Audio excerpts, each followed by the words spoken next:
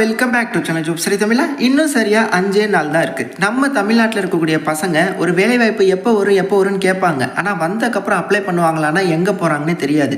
அந்த மாதிரி பல லட்சம் இளைஞர்கள் வெயிட் பண்ணுற ஒரு வேலைவாய்ப்பு, வெயிட் பண்ணிட்டு இருந்த வேலைவாய்ப்பு TNUSRBயோட SI, அதாவது தமிழக காவல்துறையில் சப் இன்ஸ்பெக்டர். அந்த ஒரு அறிவிப்பு வந்திருந்தது. உங்களுக்கு தெரியுமா?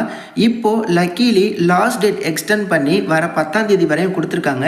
எனி டிகிரி முடித்த நீங்கள் தயவு செய்து இந்த வேலைவாய்ப்புக்கு அப்ளை பண்ணுங்கள். சூப்பராக கெத்தாக ஒரு அரசு வேலை, வேறு லெவல் சம்பளம். ஓகே, TNUSRB தமிழக காவல்துறை இங்கேருந்து பார்த்தீங்கன்னா சப் இன்ஸ்பெக்டர், அதாவது SI பதவிக்கான நோட்டிஃபிகேஷன் வந்திருந்தது. ஸோ அதற்கு இப்போ லாஸ்ட் டேட்டை எக்ஸ்டெண்ட் பண்ணியிருக்காங்க. முன்னாடி 3/5 வரையும் கொடுத்துருந்தாங்க, இப்போ 10/5 வரையும் எக்ஸ்டெண்ட் பண்ணியிருக்காங்க. இதற்கு வந்து நீங்கள் முற்றிலும் ஆன்லைனில் தான் அப்ளை பண்ணணும். மொத்தமாக 1300 வேக்கன்சி அப்படிங்கிறது கொடுத்துருக்காங்க. ஸோ இதற்கான சம்பளம் பாருங்களேன், 36,900 1,16,000 வரையும் இருக்குமா. ஏதோ ஒரு டிகிரி, எந்த டிகிரியாக இருந்தாலும் பரவாயில்ல, ஆர்ட்ஸ் அண்ட் சயின்ஸ், இன்ஜினியரிங், எந்த டிகிரியாக இருந்தாலும் நீங்கள் இதற்கு தகுதி. வயது வரம்பு பாருங்கள், 20லிருந்து 30 வயது வரை உள்ள ஆண்கள் பெண்கள் அப்ளை பண்ணிக்கலாம். நீங்கள் BC, BCM, MBC, DNCயில் வந்தீங்க அப்படின்னா 32, SC, SCA, ST அப்படின்னா 35 வயது வரையும் கூட நீங்கள் அப்ளை பண்ணிக்க முடியும்.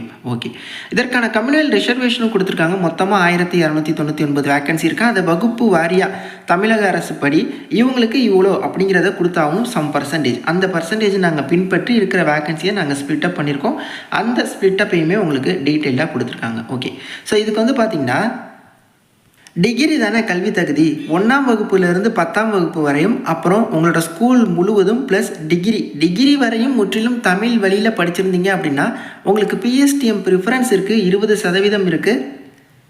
அதை கூட நீங்கள் PSTM சர்டிஃபிகேட் மூலமாக கிளைம் பண்ணிக்க முடியும். அதாவது டிகிரி முதற்கொண்டு டிகிரி வரையும் நீங்கள் பள்ளியும் டிகிரியும் எல்லாமே சேர்த்து முற்றிலும் தமிழ் வழியில் படிச்சிருந்தீங்கன்னா இந்த வாய்ப்பை நீங்கள் பயன்படுத்திக்கலாம்.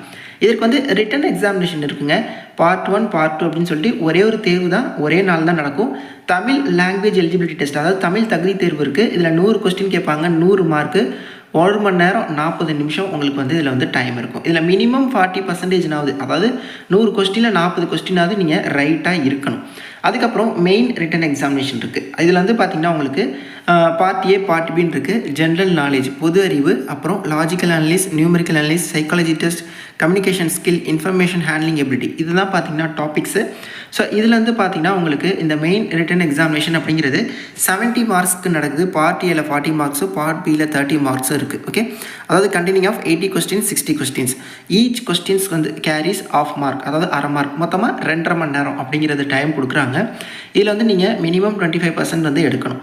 ஸோ இந்த எக்ஸாமில் நீங்கள் எடுக்கக்கூடிய ஓவரால் ஸ்கோரை பொறுத்து தான் அடுத்தடுத்து உங்களுக்கான ஃபர்தர் ரவுண்ட்ஸ் எல்லாமே இருக்குது. போலீஸ் வேலை வாய்ப்பாக இருக்கிறதுனால ஆப்வியஸ்லி உங்களுக்கு ஃபிசிக்கல் மெஷர்மெண்ட் டெஸ்ட் இருக்குது. அதாவது ஹைட், வெயிட் செக் பண்ணுவாங்க. இன்கேஸ் நீங்கள் ஆண்கள் அப்படின்னா குறைஞ்சது 170 சென்டிமீட்டர்னாவது உயரம் இருக்கணும். பெண்கள் அப்படின்னா 159 சென்டிமீட்டர்னாவது இருக்கணும். SC, SCA, STனா ஒரு 3 சென்டிமீட்டர் வந்து கம்மி பண்ணுங்கள். ஆண்களுக்கு மட்டும் செஸ்ட்டு அளப்பாங்க. அந்த செஸ்ட்டை சுற்றி டேப் வச்சு அளப்பாங்க. 81 சென்டிமீட்டர் இருக்கணும். எக்ஸ்பேன்ஷன் ஆகிறப்போ 5 சென்டிமீட்டர் வந்து விரிவாக்கம் ஆகணும். ஓகே, இதுதான். அதே மாதிரி செஸ்ட்டு வந்து ரவுண்ட் ஆஃப் கொடுத்துருக்காங்க ஹைட்டுக்கு. அதாவது இப்போ வந்து 169.6 இருக்குது அப்படின்னா அதை 169.5 தான் ரவுண்ட் ஆஃப் பண்ணுவாங்க. 170 ரவுண்ட் ஆஃப் பண்ண மாட்டாங்க. ஸோ அந்த மாதிரியான அந்த இதெல்லாமே பாயிண்ட்ஸ் எல்லாமே வந்து கொடுத்துருக்காங்க. அதுக்கப்புறம் எண்டூரன்ஸ் டெஸ்ட் இருக்குது. ஆண்கள் அப்படின்னா 1500 மீட்டரை 7 நிமிஷத்தில் ஓடி காட்டணும். பெண்கள் அப்படின்னா 400 மீட்டர் 2.5 நிமிஷத்தில் ஓடி காட்டணும். இந்த மாதிரி நீங்கள் நல்லா எண்டூரன்ஸாக எஃபிஷியண்ட்டாக இருக்கீங்களா அப்படிங்கிறது பார்ப்பாங்க. இந்த ஃபிசிக்கல் எண்டூரன்ஸ் டெஸ்ட், இந்த ரன்னிங்க்கெலாம் வந்து பார்த்திங்கன்னா குவாலிஃபைங் நேச்சர் தான். அதுக்கெலாம் வந்து உங்களுக்கு மார்க் அப்படிங்கிறது கிடையாது. ஓகே, அப்புறம் ஃபிசிக்கல் எஃபிஷியன்சி டெஸ்ட் இருக்குது. ஸோ இது வந்து பார்த்திங்கன்னா உங்களுக்கு மார்க் இருக்குது. ஃபஸ்ட்டு வந்து ஆண்களுக்கு கயிறு ஏறுதல் இருக்குது. 5 மீட்டர் ஏறுறீங்கன்னா உங்களுக்கு, அதாவது 5 மீட்டருக்குள்ளே ஏறுறீங்கன்னா உங்களுக்கு மார்க் இல்லை. 5லேருந்து 6 மீட்டருக்குள்ளே அப்படின்னா 2 மார்க். 6 மீட்டருக்கு மேலே ஏறுறீங்கன்னா 5 மார்க் தராங்க. அப்புறம் லாங் ஜம்ப் இருக்குது. அதே மாதிரி ஹை ஜம்ப் இருக்குது, அப்புறம் 100 மீட்டர் 400 மீட்டர் ரன் இருக்குது.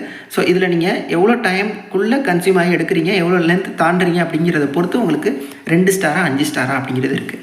அதே மாதிரி பெண்களுக்கு கயிறு எறிதல் கிடையாது, லாங் ஜம்ப் இருக்குது, அப்புறம் கிரிக்கெட் பந்து விட்டெறிதல், ஷார்ட் புட் விட்டெறிதல் இருக்குது, அப்புறம் ரன்னிங்கும் இருக்குது.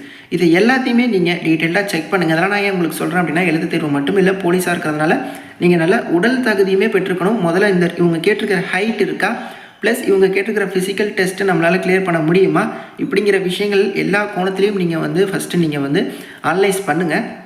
அதுக்கப்புறம் இந்த வேலைவாய்ப்புக்கு நீங்கள் அப்ளை பண்ணுங்கள். ஏன்னா இதுக்கு வந்து ஃபீஸ் இருக்குது. ஸோ ஃபீஸ் இருக்கிற சூழ்நிலையினால நீங்கள் வந்து நம்மளால் முடியுமா, நம்மளால் கிளியர் பண்ண முடியுமா அப்படிங்கிற எல்லா விஷயத்தையுமே நீங்கள் செக் பண்ணிவிட்டு தான் அப்ளை பண்ணணும். இதற்கான ஃபீஸ் எவ்வளோ ப்ரோ அப்படின்னா, 1000 ருபீஸ் வந்து நீங்கள் ஆன்லைனில் பே பண்ணுற மாதிரி இருக்கும். ஓகே, ஹெல்ப்லைன்ஸ்க்கு நம்பர் கொடுத்துருக்காங்க. இந்த நம்பரில் எதுவும் சந்தேகங்கள் இருந்தால் கூட நீங்கள் டேரெக்டாக டிஎன்யூஎஸ்ஆர்பி ஆணையத்தை கான்டாக்ட் பண்ணி நீங்கள் கூட பேசிக்கலாம். ரிட்டன் எக்ஸாமினேஷன் தமிழகத்தில் பல இடங்களில் கண்டக்ட் பண்ணுறாங்க. அதெல்லாம் எந்த பிரச்சனையுமே இல்லை. உங்கள் சொந்த ஊர்லேயே சொந்த மாவட்டத்திலே இதற்கான தேர்வை வந்து நீங்கள் எழுதிக்கலாம். ஓகே, ஒரு நல்ல ஆப்பர்ச்சுனிட்டி, கண்டிப்பாக மிஸ் பண்ணிடாதீங்க. இன்னும் டைம் ரொம்ப ரொம்ப கம்மியாக இருக்குது. ஆன்லைனில் தான் நீங்கள் அப்ளை பண்ணணும். நான் டிஸ்கிரிப்ஷனில் அப்ளை பண்ணுறதுக்கான லிங்க், நோட்டிஃபிகேஷன் பார்க்குறதுக்கான லிங்க் எல்லாத்தையுமே கொடுத்துட்றேன். ஸோ அதில் போட்டு நீங்கள் வந்து டக்குன்னு அப்ளை பண்ணிடுங்க. வேறு ஏதாவது சந்தேகங்கள் இருந்தாலும் இன்ஸ்டாலையும் கமெண்ட் பாக்ஸ்லையும் மென்ஷன் பண்ணுங்கள். நிறைய பேர் ஷேர் பண்ணுங்கள். தேங்க்ஸ் ஃபார் வாட்சிங். Take care and bye. Tata.